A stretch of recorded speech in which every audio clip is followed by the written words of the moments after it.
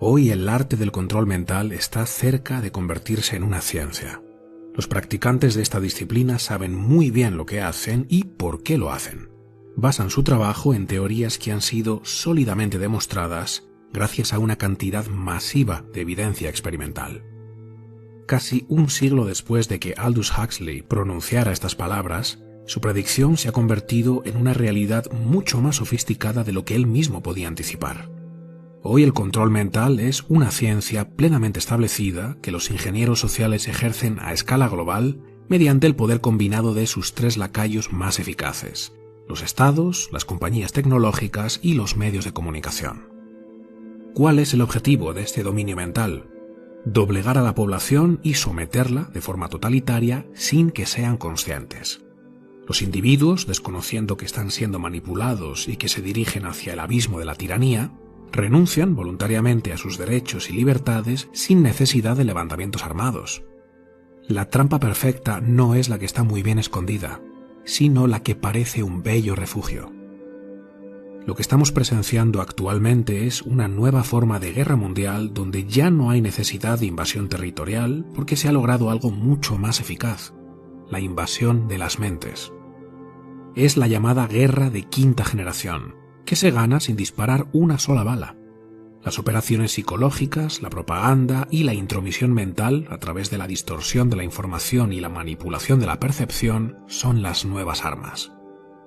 En este vídeo vamos a ver los dos niveles o fases principales del control mental que actualmente se usan con mayor empuje: el debilitamiento individual y la división social, qué técnicas en concreto se usan en cada uno de estos dos niveles y por qué logran dominar nuestro pensamiento y modificar nuestro comportamiento de una forma tan asombrosamente precisa.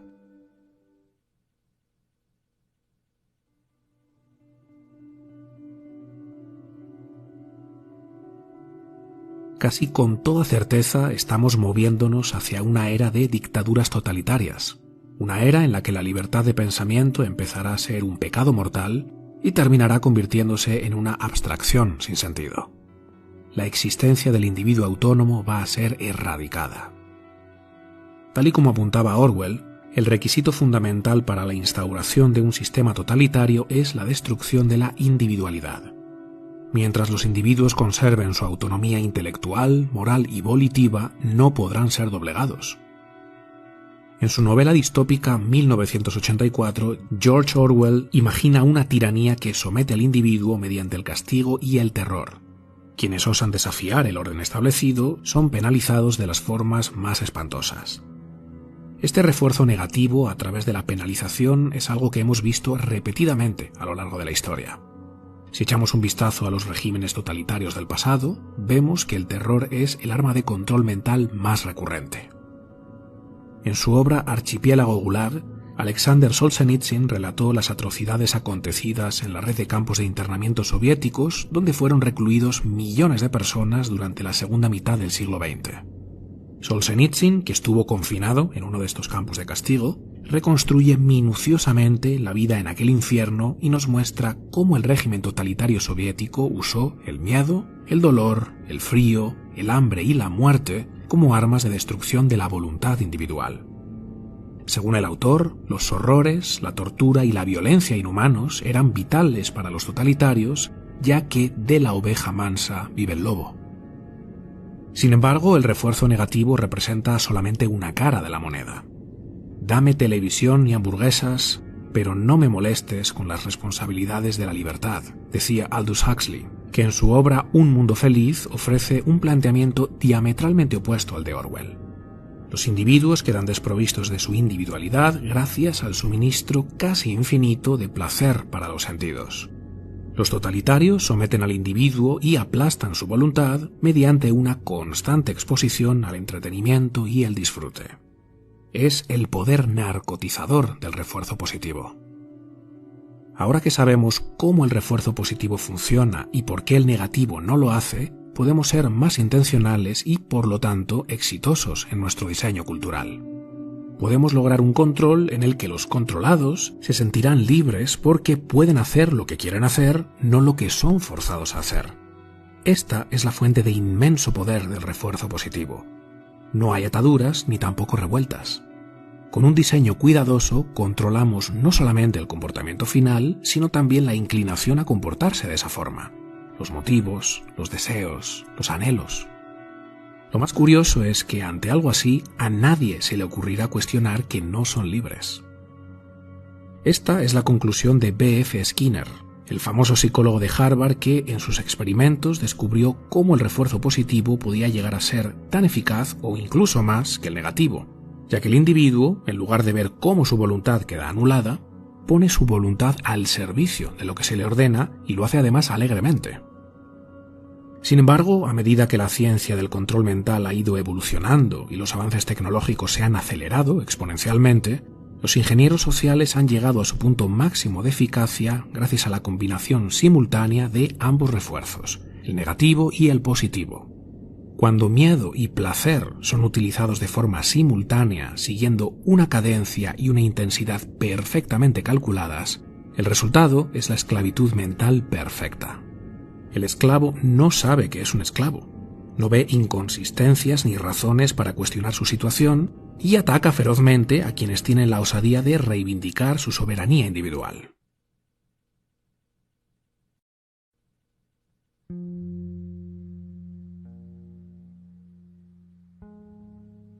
El dominio mental moderno sucede en dos bloques o fases simultáneas, la división social y el debilitamiento individual.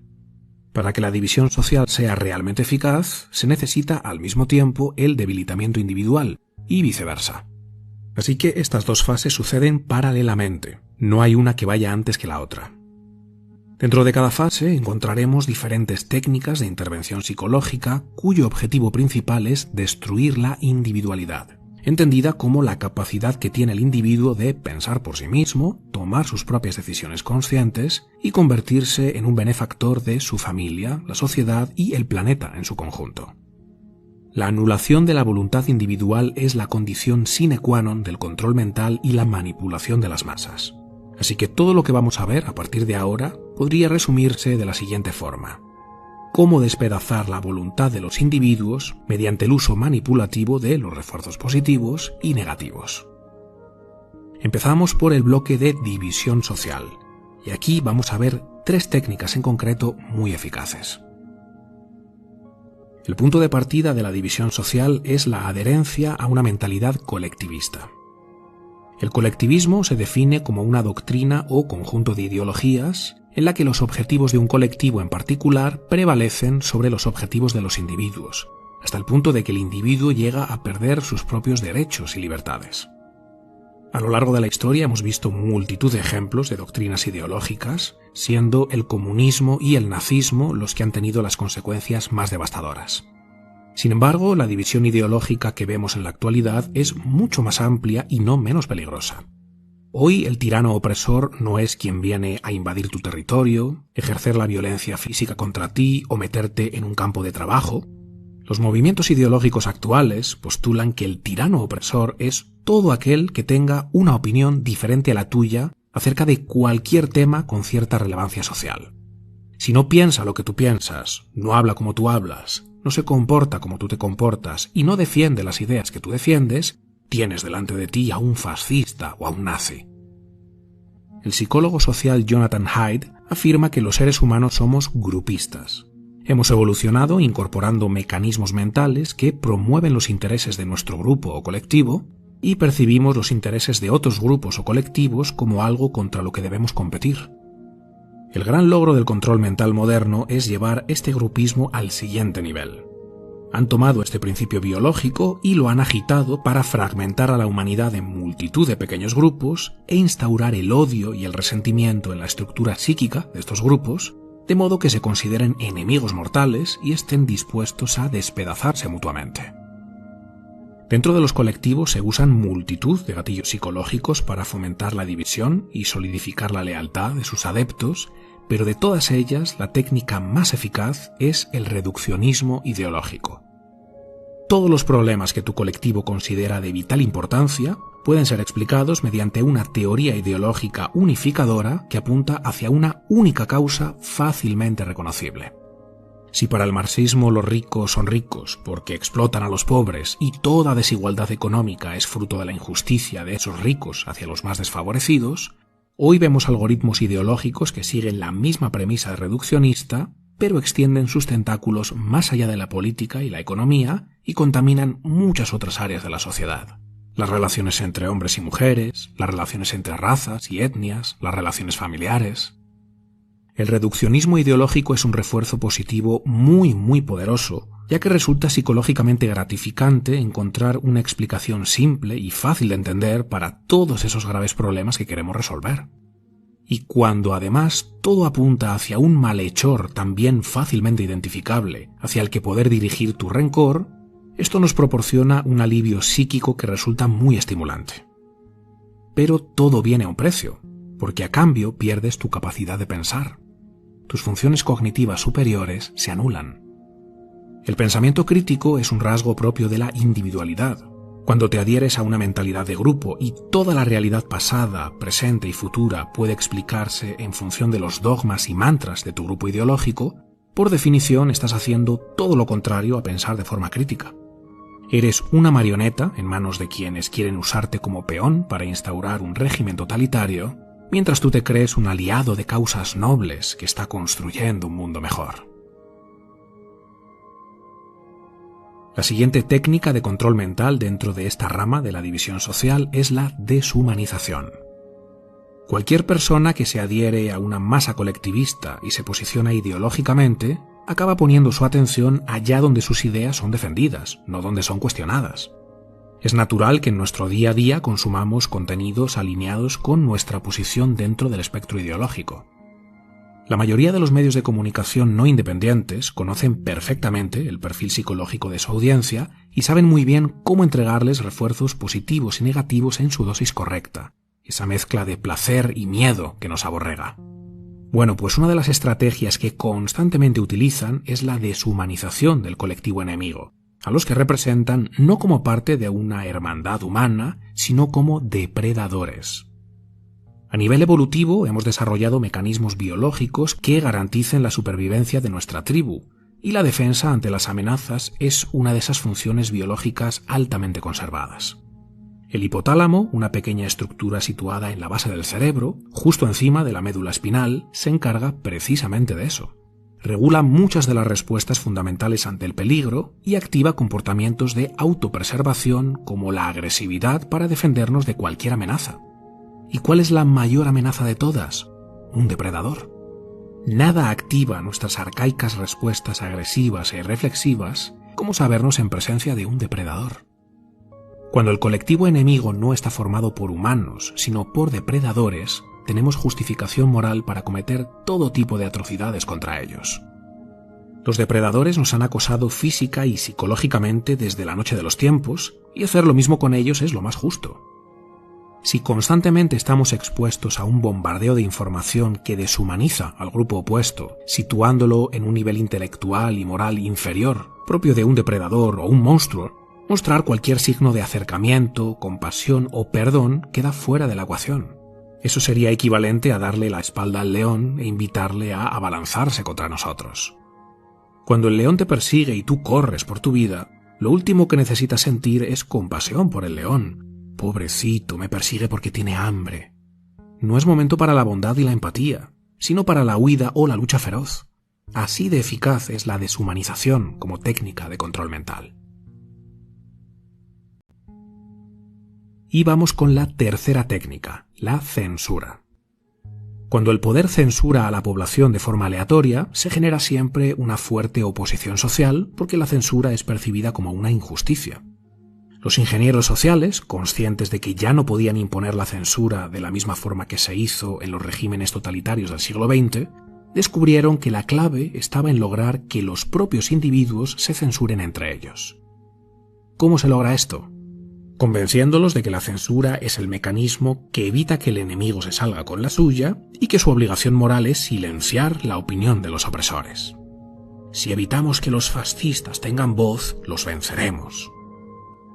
Si tú crees que lo único que se interpone entre esta realidad miserable que quieres cambiar y la utopía a la que aspiras son las ideas de tu grupo enemigo, Impedir que el mundo esté expuesto a esas ideas tan horribles parece algo bueno, honesto y admirable. Cuando el enemigo trata de silenciarte a ti es un acto de intolerancia y fascismo, pero cuando lo haces tú es una prueba de tu gran sensibilidad y tu elevada categoría humana. Esto lo estamos viendo con la llamada cultura de la cancelación. Se trata de un estado paranoico de vigilancia social perfecto, ya que son los propios individuos quienes se dedican a patrullar la realidad física y el mundo virtual en busca de enemigos a los que cancelar, y lo hacen voluntariamente porque sienten que es su obligación moral. Y en muchas ocasiones cancelar es sinónimo de acosar. Como yo soy el diverso, el tolerante y el multicolor, puedo hostigar al otro sin que mi integridad moral quede comprometida. Y gracias a ello se instaura una forma más refinada de censura que también estamos viendo en la actualidad, la autocensura. Los individuos, sabiendo que todo lo que dicen y hacen está siendo sometido a escrutinio, se esconden para evitar ser cancelados. Como saben que cualquier opinión puede suscitar este acoso, no opinan. La comunicación social se rompe. Y romper la comunicación social es romper el pensamiento. En su libro Más allá del orden, Jordan Peterson dice lo siguiente: la gente necesita una comunicación constante con otras personas para mantener su mente organizada. Todos necesitamos pensar para tener las cosas claras, pero sobre todo pensamos al hablar. Necesitamos hablar sobre el pasado para poder distinguir las inquietudes insignificantes y exageradas que asolan nuestros pensamientos de las experiencias que de verdad importan. Necesitamos hablar sobre la naturaleza del presente y sobre nuestros planes de futuro para saber dónde estamos, a dónde vamos y por qué vamos hacia allí. Tenemos que someter las estrategias y tácticas que urdimos al criterio de los demás a fin de garantizar su eficacia y resiliencia. Cuando tenemos miedo de comunicar nuestros pensamientos porque sabemos que podemos ser censurados o cancelados, el totalitarismo ha logrado su victoria más absoluta. Estas tres técnicas que hemos visto mezclan magistralmente los refuerzos positivos y negativos mediante el uso de la división ideológica. Por un lado, siempre está el miedo al colectivo opuesto, que es la causa de todos los males del mundo, la pobreza, la polución, la desigualdad. Y por otro está el placer y el confort que nos causa saber que estamos en el bando de los buenos, los justicieros sociales que luchan contra los opresores malvados e inhumanos.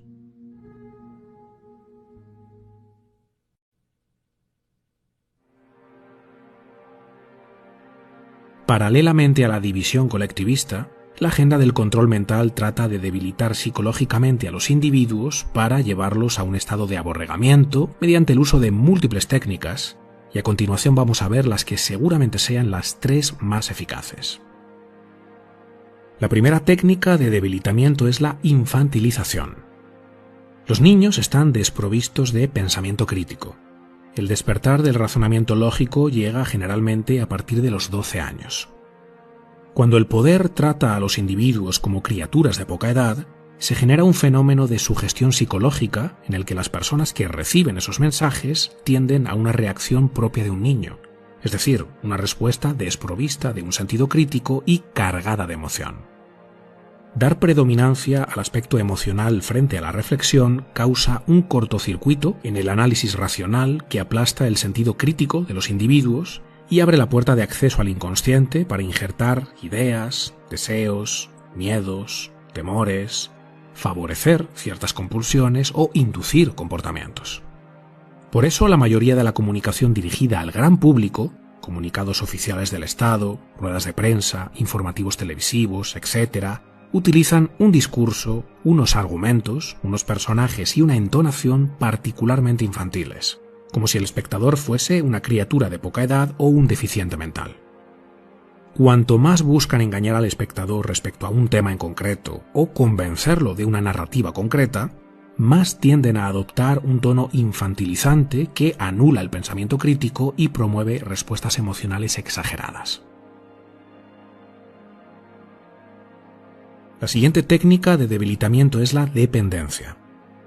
Los individuos más dóciles y fácilmente manipulables por el poder son aquellos cuya supervivencia y bienestar dependen en gran medida del Estado. Un individuo que se siente capaz de lograr sus objetivos vitales y que, a pesar de que sabe que el mundo es un lugar cruel e injusto, sabe también que su integridad, su dedicación y perseverancia, su disciplina y su carácter son los factores diferenciales que inclinan la balanza a su favor, es un individuo con una voluntad individual vigorosa. Para debilitar a este individuo, el poder debe convencerle de que todos esos valores que acabo de enumerar son, de hecho, mentiras que los enemigos privilegiados usan para someterte. Debes creer que la meritocracia es una quimera supremacista y que el éxito, bienestar o satisfacción de las personas dependen siempre de factores y circunstancias que tú no puedes cambiar porque están completamente fuera de tu control. De esta forma te invitan a buscar el refugio del Estado. Y qué placer saber que el Estado cuidará de mí. Por eso una de las características fundamentales de cualquier régimen totalitario es el estatismo y las redes clientelares. Deben crear un sector público cada vez más grande que se nutre de individuos deseosos de trabajar para el Kraken porque, para ellos, ese es el mayor logro al que pueden aspirar en sus vidas, la mayor hazaña que se sienten capaces de conquistar.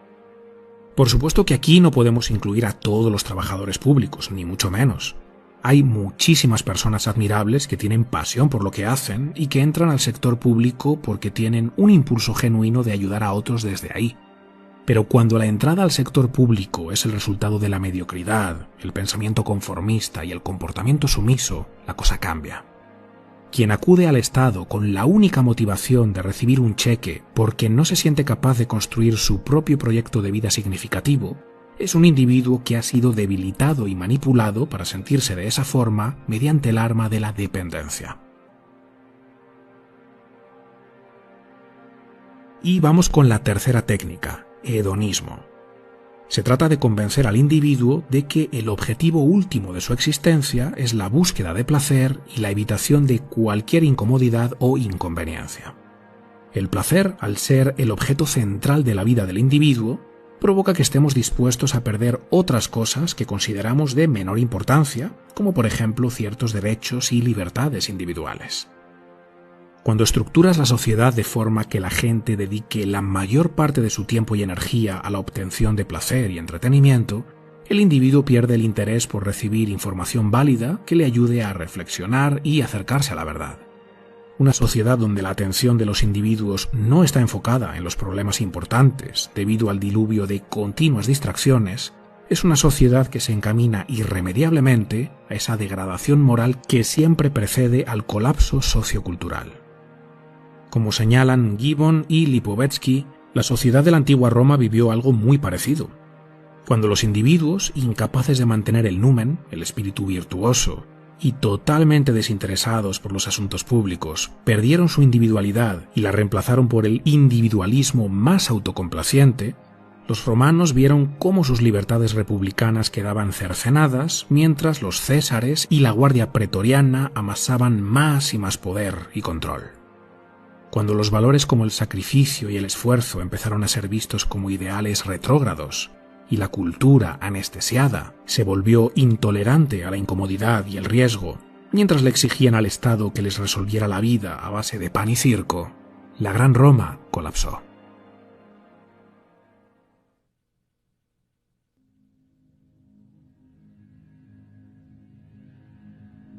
El título de este vídeo lanza la pregunta: ¿ha muerto la libertad? Y a pesar de que estamos en un momento sombrío y muchos parecen haber perdido la esperanza, la respuesta es no. La libertad está en grave peligro, en una fase de agonía, pero no ha muerto.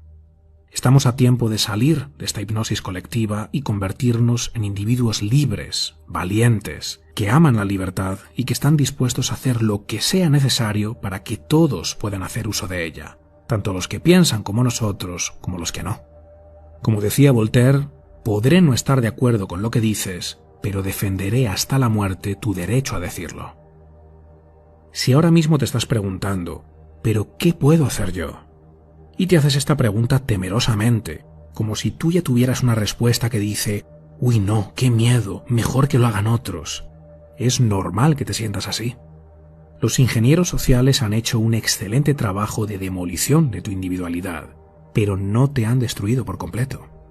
Estás a tiempo de recomponerte y hacer algo. Tú sabes muy bien lo que te corresponde hacer, lo sabes de sobra. La pregunta es, ¿vas a tener el valor de hacerlo?